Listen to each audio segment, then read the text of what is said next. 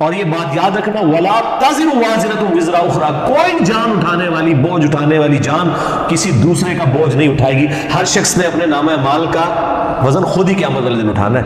کوئی یہ نہیں کہہ سکتا کہ میرے گناہوں کا بوجھ جو ہے وہ فلاں حضرت صاحب اٹھا لیں گے، فلاں میرے پیر صاحب اٹھا لیں گے، فلاں جو ہے وہ نبی میرے گناہوں کا بوجھ اٹھا لیں گے. ایسا نہیں ہے، ایسی کوئی تعلیمات نہیں ہے. أعوذ بالله من الشيطان الرجيم. الا للہ الدین الخالص، آگاہ ہو جاؤ، پی اٹینشن. یہ اللہ کہتے ہیں کہ کنو کٹ لو گل، پنجابی میں اس کا صحیح ترجمہ ہوتا ہے اللہ، پی اٹینشن، آگاہ ہو جاؤ، اٹینٹو ہو جاؤ. للہ الدین الخالص، کہ دین صرف اللہ کے ساتھ خالص ہے، بس اور کسی کے ساتھ اس کو منسوب نہیں کرنا. والذین اتخذوا من دونہ اولیاء، اور وہ لوگ جنہوں نے اللہ کے مقابلے پہ اور اولیاء بنا رکھے ہیں. دیکھ لو، اولیاء نہیں، اولیاء بھی بڑی شان ہے، اولیاء بھی ہے، وہ اولیاء اللہ ہے. صرف اولیاء کا لفظ جب بھی قرآن میں آیا ہے نا، وہ اللہ کے مخالفین کے لیے آیا ہے. من دونہ اولیاء، جو لوگوں نے اللہ کے مقابلے پر اور اولیاء گھڑ لیے ہیں، تو لوگ یہ دعویٰ کرتے ہیں ما نعبدہم الا لیقربونا الی اللہ زلفیٰ، وہ کہتے ہیں کہ ہم ان ہستیوں کی عبادت صرف اس لیے کر رہے ہیں کہ یہ ہستیاں ہمیں اللہ کے قریب کر دیں گی. لو جی کو گل سمجھ آئی ہے؟ سیم بیماری میں نے کہا تھا نا، سخت ترین آیات قرآن حکیم میں ہے. اللہ تعالیٰ فرماتا ہے جب ہم خالص دین کی بات کرتے ہیں نا، تو خالص دین کی رکاوٹ سب سے بڑی کون سی چیز ہے؟ وہ ہستیاں جن سے لوگ اللہ کی وجہ سے محبت کرتے ہیں. اگر کوئی شیطان کو اللہ کے ساتھ شریک کرے گا تو کس نے اس کو اپریشیٹ کرنا ہے؟ مجھے بتائیں.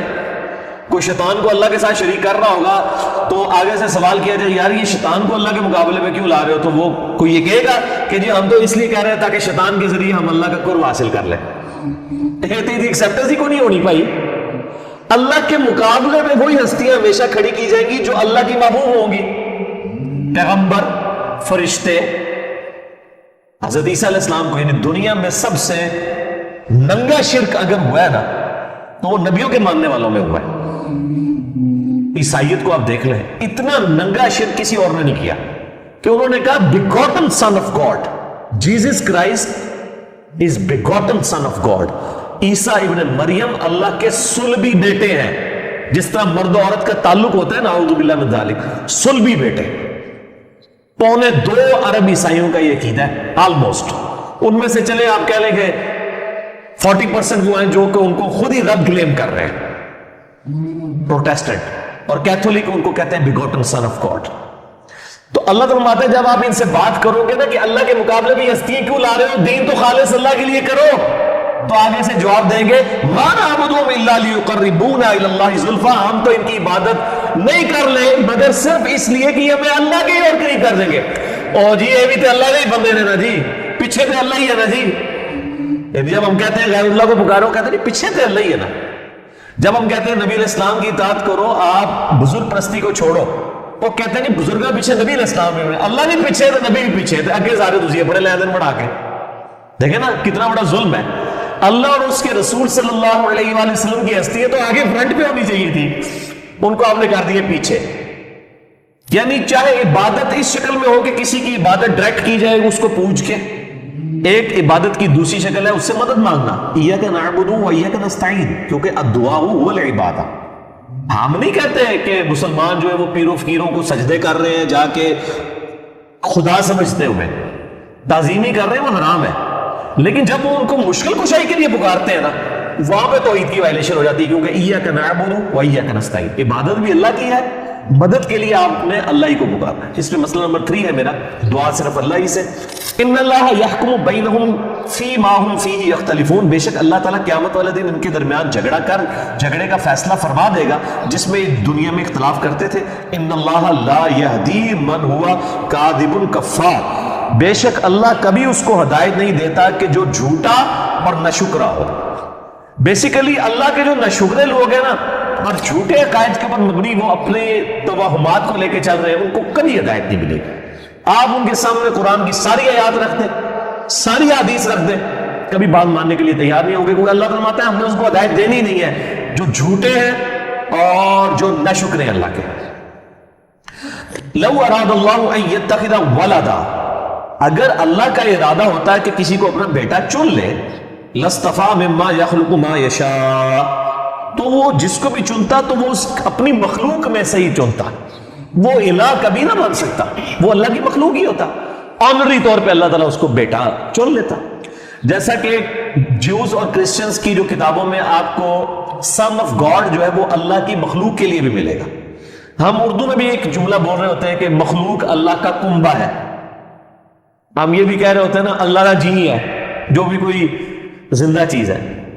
اور یہ نہیں محاورتاً بولنا کو غلط نہیں ہے، کیونکہ صحیح مسلم کے اندر اوپر تلے کئی ایک احادیث ہے کہ نبی علیہ السلام فرماتے ہیں کہ قیامت والے دن اللہ تعالیٰ اپنے بندوں سے کہے گا کہ میرے بندوں میں بیمار تھا، تم نے میری بیمار پرسی کیوں نہیں کی؟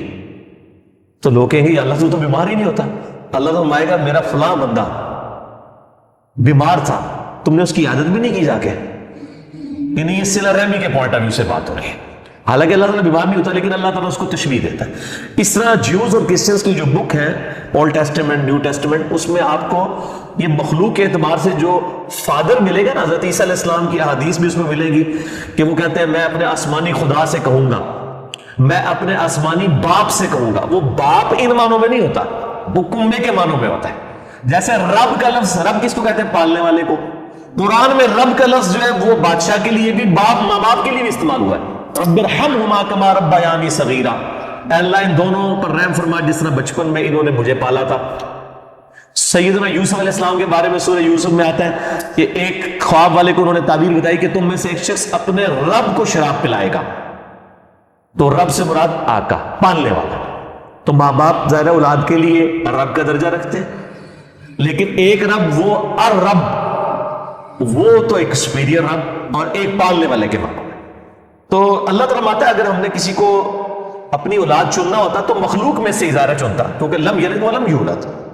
سبحانہ، لیکن وہ تو پاک ہے. وہ اللہ الواحد القہار، وہ اکیلا ہے اور سب پہ چھایا ہوا ہے.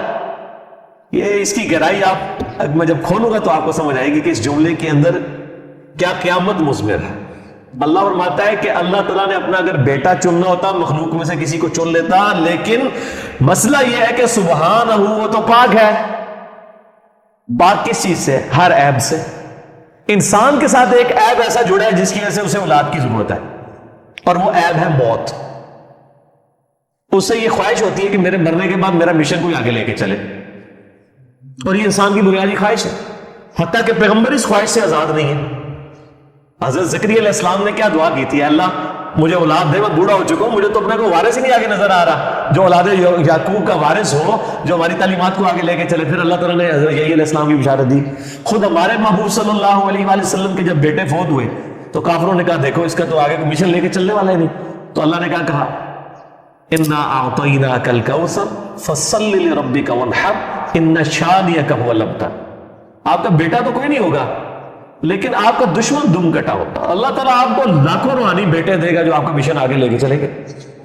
اتنے بیٹے تو کسی پیغمبر کو نہیں ملے کہ آج پیغمبر کو دنیا سے گئے آلموسٹ 1450 سال ہونے والے ہیں، لیکن دنیا میں چلے میں کروڑوں تو نہیں دعویٰ کرتا، لاکھوں لوگ ایسے موجود ہیں جو اسی توحید پر ہیں جو نبی صلی اللہ علیہ وآلہ وسلم اپنی مبارک زندگی میں اپنے اصحاب کو دے کے گئے. اور دوسری طرف آپ دیکھ لیں موسیٰ علیہ السلام صرف 40 دن کے لیے کوہ طور پہ گئے، 70,000 اصحاب آپ کے بچڑے کو خدا بنا کر مرتد ہو گئے. وہاں پہ 40 دن کا گیپ، وہ بھی فوت نہیں ہوئے، صرف گئے تھے، پیچھے انہوں نے کام ڈال دیے. اور یہاں پہ 1500 سال ہونے والے ہیں اور لوگ اسی توحید کے اوپر قائم ہیں. تو یہ تو اللہ تعالیٰ نے اپنے نبی علیہ السلام کو ایک ایسی فضیلت دی ہے باقی پیغمبروں پہ. اسی لیے اس امت کی فضیلتیں ہیں نا کہ یہ امت اس تعلیم کو لے کے اور قیامت تک یہ امت اسی طریقے سے قائم رہے گی. نبی علیہ السلام نے فرمایا قیامت تک، بخاری و مسلم کی حدیث ہے کہ میری امت کا ایک گروہ قیامت تک حق پر قائم رہے گا اور کوئی نقصان پہنچانے والا ان کو نقصان نہیں پہنچا سکے گا. بڑے بڑے فتنے آئیں گے لیکن وہ اس دین پر ڈٹے رہیں گے جو میں نے دیا ہے. اور حقیقت بات ہے، یعنی حکومتی لیول کے اوپر کس قسم کی سازشیں ہوئی اسلام کے خلاف، اسلام کے نام کے اوپر اس وقت بھی میجورٹی میں وہی لوگ ہیں جو اسلام کا بگڑا ہوا حلیہ لے کے چل رہے ہیں. لیکن اس کے باوجود جو صحیح توحید اور کتاب و سنت کی تعلیمات جن لوگوں نے تھامی ہوئی ہے نا، وہ اپنے معاملات میں اتنے کانفیڈنٹ ہیں کہ ان کو کوئی ٹس سے مس نہیں کر سکتا. حالت یہ ہے کہ ان کی اپنی اولادیں آگے سے گمراہ ہو رہی ہیں بقول ان کے، لیکن ان کو کوئی نہیں ہٹا سکتا، اس لیے کہ ان کو تو پتہ ہے ہم کتاب کے اوپر ہے، بکش مسلمان ہے. تو اللہ تعالیٰ فرماتا ہے چونکہ اللہ پاک ہے کہ اسے موت نہیں آنی، چونکہ موت نہیں آنی تو اسے بیٹے کی کوئی خواہش ہی نہیں ہے. پھر الواحد، وہ اکیلا ہے. القہار، اپنے بندوں پہ چھایا بھی ہوا ہے، جو اکیلا ہے چھایا بھی ہوا ہے، موت بھی نہیں اسے آنی، اسے بیٹے کی کیا ضرورت ہے. یہ ہے اس کی ڈیٹیل. خلق السماوات والارض بالحق، اس نے آسمانوں اور زمین کو پیدا کیا پرپسفل، با مقصد. یکبر اللیل علی النہار، وہی کھینچ لاتا ہے، لپیٹ لاتا ہے رات کو دن پر. ویکبر النہار علی اللیل، اور دن کو لے آتا ہے رات کے اوپر. وسخر الشمس والقمر، اور اسی نے سورج اور چاند کو کام میں لگا دیا.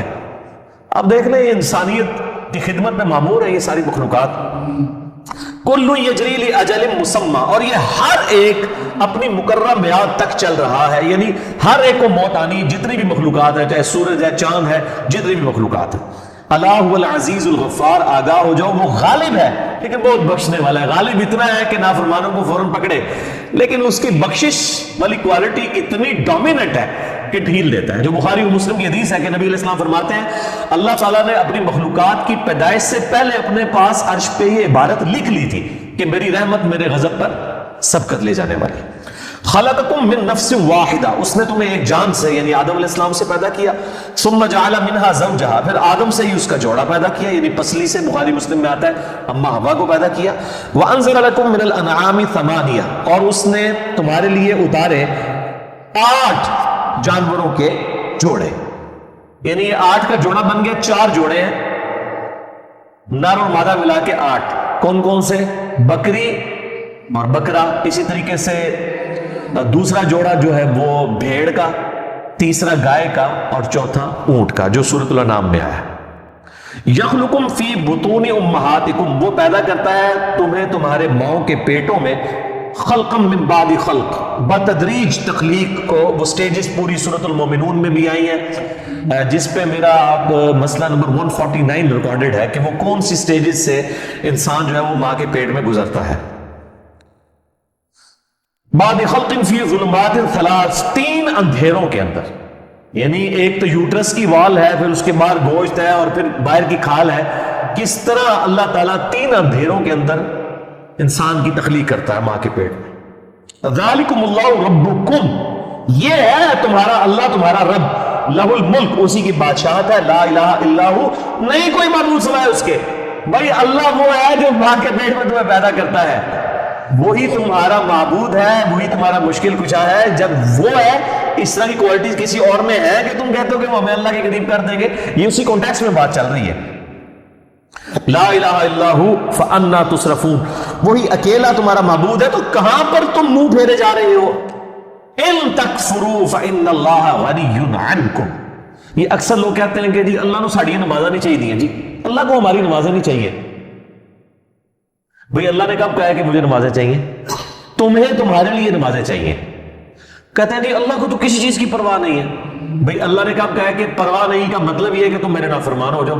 یہ آیت اس کو کاؤنٹر کرتی ہے. ان تکفروا، دیکھو اگر تم ناشکری کی روش اختیار کرو گے فإن اللہ غنی عنکم، تو یاد رکھو اللہ بے پرواہ ہے. اللہ کو کوئی فرق نہیں پڑتا کوئی نماز نہیں پڑھتا، لیکن ولا یرضی لعبادہ الکفر، لیکن یہ بات یاد رکھنا اللہ راضی کبھی نہیں ہوگا تمہاری ناشکری کی کیفیت سے. یعنی اگر اللہ کہہ رہا ہے نا مجھے پرواہ نہیں ہے، اس کا مطلب کوئی یہ نہ نکال لے کہ وہ چھوڑ دے گا اس کو. نہ نہ نہ نہ نہ نہ، پکڑوں گا اسے، چھوڑوں گا نہیں.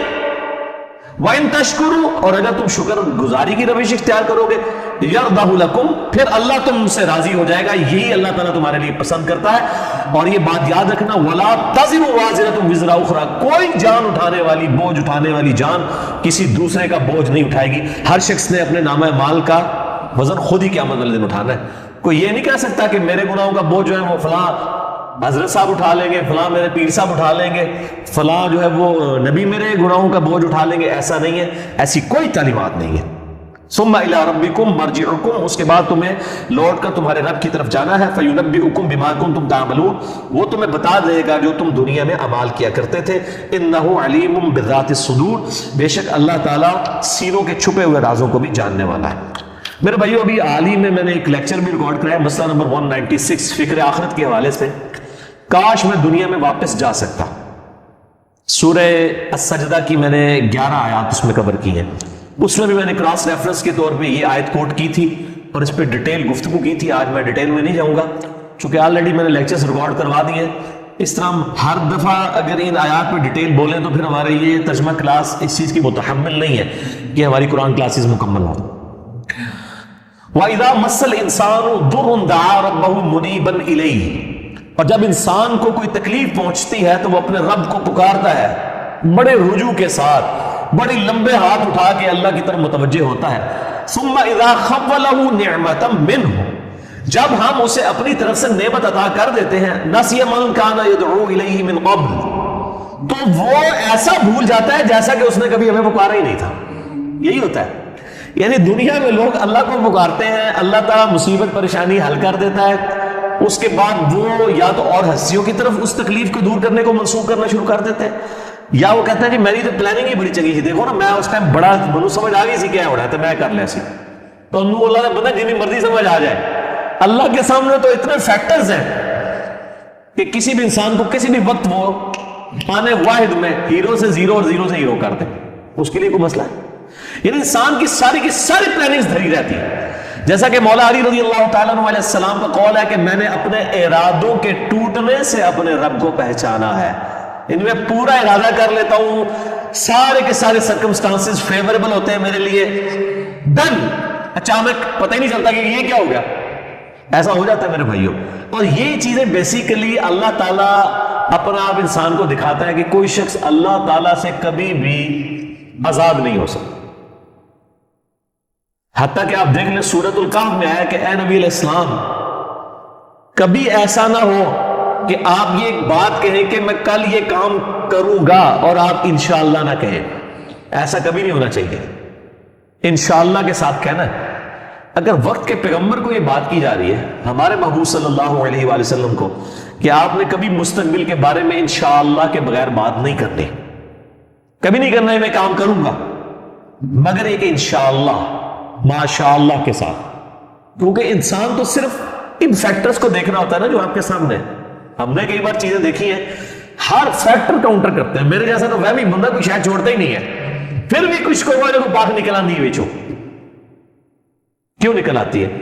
انسان کبھی آزاد نہیں ہوتا اللہ سے، اس کی تقدیر سے کبھی آزاد نہیں ہو سکتا۔ اسی لیے الحمدللہ عرصہ دراز سے ہم اپنی پوری ایفرٹ کر کے اس کے بعد اللہ پر ہی توقع رکھتے ہیں، اور میں یعنی جتنا اپنے دنیاوی معاملات میں یا دین کے کام میں ریسورسز کو مینج کرنے میں وہمی ہوں نا، اس سے زیادہ میں الحمدللہ عرصہ دراز سے اللہ کے بارے میں وہمی ہوں کہ جب کچھ میں سب کچھ کر لیتا ہوں نا، اور مجھے سب سے زیادہ جس چیز کی ٹینشن ہوتی ہے نا وہ اللہ کی ہوتی ہے کہ اللہ تعالیٰ کو رکاوٹ نہ ڈال دے، اللہ کی طرف متوجہ رہتا ہوں ہر معاملے میں۔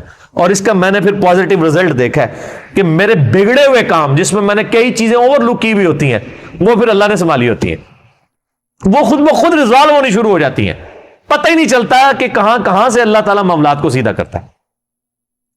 وَمَن يَتَّقِ اللَّهَ يَجْعَل لَّهُ مَخْرَجًا وَيَرْزُقْهُ مِنْ حَيْثُ لَا يَحْتَسِبُ، یہ قرآن کی آیت ہے سورہ طلاق کی، جو کوئی اللہ پر تقوی اختیار کرے گا ہم اس کو وہاں سے رزق دیں گے کہ اسے گمان بھی نہیں ہوگا۔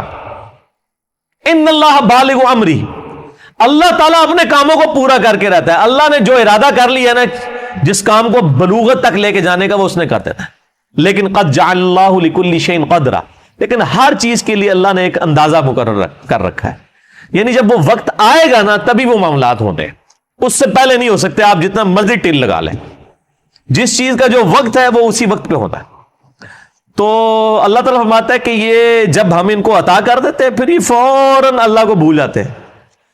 وہ میں اگلے دن وہ قاسم علی شاہ صاحب کی ایک ویڈیو دیکھ رہا تھا، انہوں نے بڑی اچھی بات کی باسم علی واسف صاحب کے حوالے سے۔ وہ کہہ رہے تھے کہ وہ بتا رہے تھے کہ اللہ کی طرف آپ کی توجہ اور توکل کا لیول کیا ہونا چاہیے۔ ایک تو وہ توکل ہے جو ہمیں وائزین کی تقریروں میں نظر آتا ہے, ان کی کتابوں میں نظر آتا ہے. پریکٹیکلی وہ 1% اللہ پہ توکل نہیں کرنے والے ہوتے. اگر اللہ پہ توکل ہو تو وہ اپنے چاہنے والوں اور مریدین سے چندے اکٹھے نہ کر رہے ہوں اور ایک ایک چیز کی ٹینشن کر رہے ہوں, تو وہ ایسے معاملات نہیں ہوتے. وہ میرے ایک دوست ہیں, یہ واقعہ آپ نے یاد رکھنا ہے, میں دوبارہ آپ کو قاسم علی شاہ صاحب والا بعد میں سناتا ہوں, جو مجھے ایک اور واقعہ یاد آیا. میرے ایک دوست ہیں, تو وہ کہتے ہیں کہ میرے ساتھ ایک پیر صاحب کے بیٹے جو ہے نا وہ کالج میں پڑھتے تھے, تو وہاں پہ کافی وہ عرس وغیرہ لگتا تھا, بڑے دور دراز سے لوگ آتے تھے. تو کہتے ہیں کہ وہ جب جن دنوں میں عرس ہوتا تھا نا, تو وہ پولیس کو بار بار فون کر رہے ہیں کہ جناب سیکیورٹی کا بڑا خیال رکھنا ہے لوگوں دی جی, یعنی یہ لوگ آتے ہیں, پچھلی بار بھی آیا ہو گیا سی, کی ہوا سی جیب کٹ گئی تھی. میں نے نہیں دیکھا کہ پیر خانے پہ یا کوئی عرس پہ لوگ جا رہے ہوں, لوگ ان کو وہاں پہ مار رہے ہوں کہ یہاں ادھر کیا کرنے آئے ہیں. وہ تو بیچارے بڑے کمزور لوگ ہیں جو عرسوں کے خلاف ہیں, نہ ان کے پاس یہ کیپیبلٹی کہ وہ مارے, مارنے والے تو دوسری پارٹی ہیں.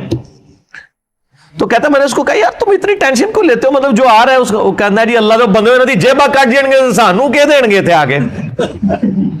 یہ اس نے خود بول کے کہا, اس نے کہا ہمارے مریدین کی اگر جیبیں کٹ گئیں تو یہ ہمیں کیا دیں گے, تو ہمیں ان کی جیبوں کی زیادہ فکر ہوتی ہے.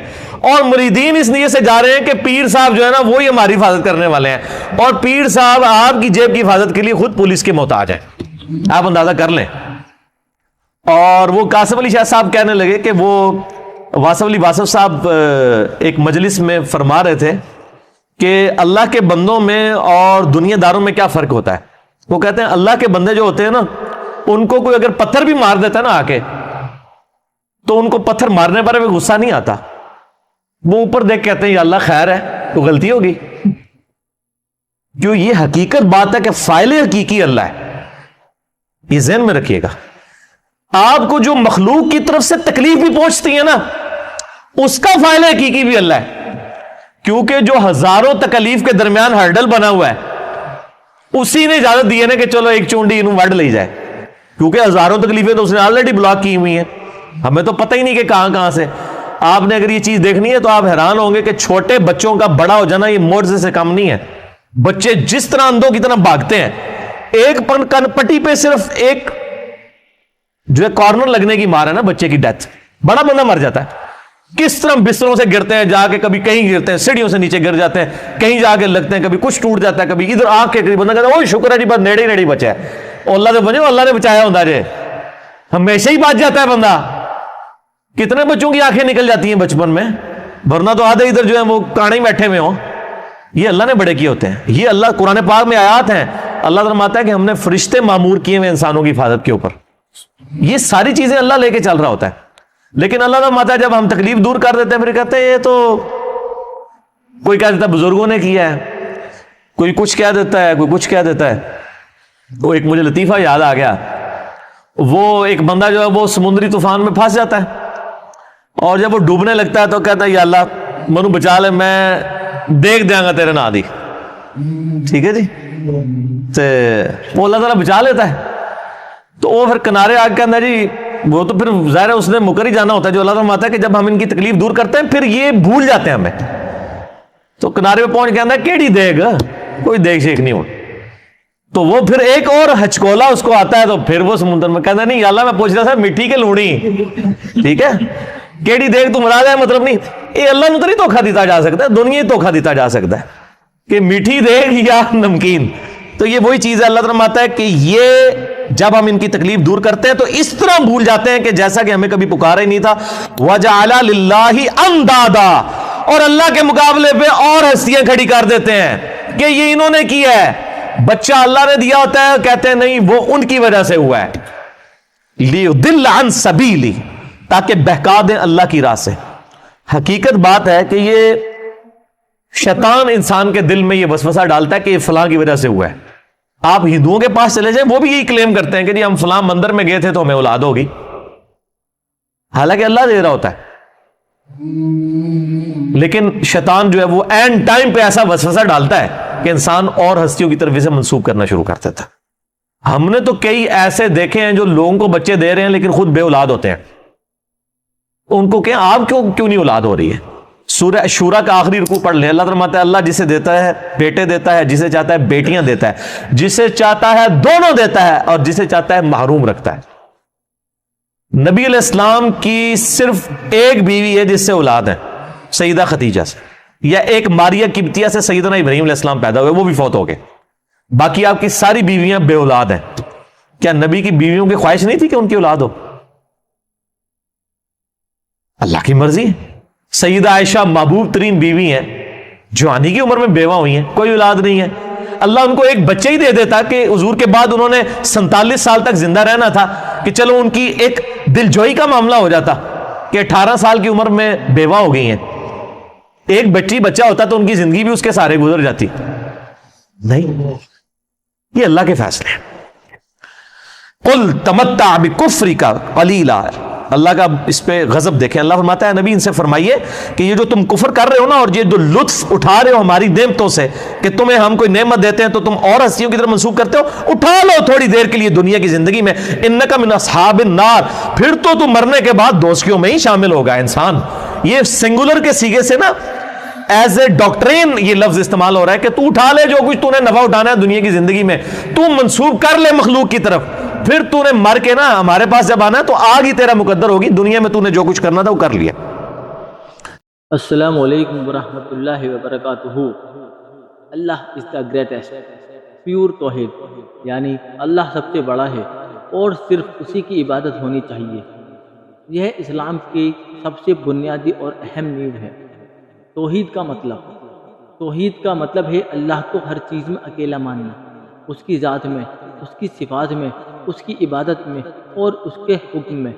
توحید کے 3 حصے ہوتے ہیں، توحید الربوبیہ، اس کا مطلب ہے کہ یہ ماننا کہ اللہ ہی پوری کائنات کا پیدا کرنے والا، پالنے والا اور چلانے والا ہے۔ قرآن، اللہ ہی ہے جس نے آسمانوں اور زمین کو پیدا کیا اور تمہیں روزی دی، سورہ الروم آیت 40۔ توحید الالوہیہ، اس کا مطلب ہے کہ عبادت صرف اللہ کی ہو، چاہے نمازی ہو، دعا ہو، نظر نیاز ہو، سجدہ یا کسی سے مانگنا ہو، سب صرف اللہ کے لیے ہے۔ قرآن، سورہ غافر آیت 60۔ اور تمہارا رب کہتا ہے مجھ سے دعا کرو، میں تمہاری دعا قبول کروں گا۔ اور سورہ یونس آیت 106۔ تم اللہ کے علاوہ ان لوگوں کو مت پکارو جو تمہارے نہ تو نقصان کے مالک ہیں نہ فائدہ کے۔ توحید الاسماء والصفات، اس کا مطلب ہے کہ اللہ کے ناموں اور گنوں کو اسی طرح ماننا جیسا اس نے خود بیان کیا ہے، بنا تشبیہ، تحریف یا انکار کرنے کے۔ قرآن، سورہ الشورى آیت 11۔ اس کے جیسے کوئی نہیں اور وہی سب کچھ سننے اور دیکھنے والا ہے۔ توحید کا اعلان، کلمہ طیبہ، پورے اسلام کی نیو یہی ایک جملہ ہے، لا الہ الا اللہ محمد رسول اللہ، یعنی اللہ کے سوا کوئی عبادت کے لائق نہیں اور محمد صلی اللہ علیہ وسلم اللہ کے رسول ہیں۔ رسول اللہ صلی اللہ علیہ وسلم نے فرمایا، جو لا الہ الا اللہ دل سے سچائی کے ساتھ کہے وہ جنت میں جائے گا۔ صحیح بخاری حدیث نمبر 128۔ توحید کی اہمیت قرآن میں اللہ تعالیٰ نے فرمایا، اور ہم نے ہر امت میں ایک رسول بھیجا ہے کہ اللہ کی عبادت کرو اور طاغوت یعنی جھوٹے خداؤں سے بچو، سورہ نحل آیت 36۔ اور سورہ بقرہ آیت 163 میں ہے، اور تمہارا خدا ایک ہی خدا ہے، اس کے سوا کوئی معبود نہیں، وہ رحمان اور رحیم ہے۔ توحید کا مطلب صرف بولنا نہیں، عمل کرنا بھی ہے۔ بہت لوگ لا الہ الا اللہ کہتے ہیں لیکن عمل میں دوسروں سے مدد یا دعا مانگتے ہیں، جیسے کسی ولی یا پیر کو پکارنا، قبر پر جا کر مراد مانگنا، اللہ کے سوا کسی اور کو نظر یا سجدہ دینا، یہ سب شرک کہلاتا ہے اور توحید کے خلاف ہے۔ قرآن، سورہ مائدہ آیت 72 میں ہے، نشچے ہی جو اللہ کے ساتھ کسی کو شریک ٹھہراتا ہے اللہ نے اس پر جنت حرام کر دی ہے۔ توحید کے فائدے، دل کو سکون ملتا ہے کیونکہ بھروسہ صرف اللہ پر ہوتا ہے، ڈر اور گھبراہٹ ختم ہوتی ہے، جنت کی گارنٹی ملتی ہے اگر انسان سچے دل سے توحید پر مرے۔ رسول اللہ صلی اللہ علیہ وسلم نے فرمایا، جو اس حالت میں مرا کہ وہ جانتا تھا کہ اللہ کے سوا کوئی معبود نہیں، وہ جنت میں جائے گا۔ صحیح مسلم حدیث نمبر 26۔ اللہ اکبر کا اصلی مطلب، اللہ اکبر یعنی اللہ سب سے بڑا ہے، ہر چیز میں بڑا ہے، ہر طاقت میں بڑا ہے، ہر ڈر اور ہر امید سے بڑا ہے۔ رسول اللہ صلی اللہ علیہ وسلم فرماتے ہیں جب تم نماز شروع کرو تو اللہ اکبر کہو، یعنی اللہ ہر چیز سے بڑا ہے۔ صحیح بخاری۔ نتیجہ، توحید اسلام کی جڑ ہے۔ جو سچے دل سے توحید پر قائم ہے، اللہ اسے زندگی میں بھی عزت دیتا ہے اور آخرت میں جنت، اور جو اللہ کے ساتھ کسی کو شریک ٹھہراتا ہے اس کے سارے اچھے عمل بیکار ہو جاتے ہیں۔ قرآن سورہ الزمر آیت 65۔ اگر تو نے اللہ کے ساتھ کسی کو شریک ٹھہرایا تو تیرے سارے عمل ضائع ہو جائیں گے۔ اللہ ہمیں اپنے حفظ و امان میں رکھے۔ السلام علیکم ورحمۃ اللہ وبرکاتہ۔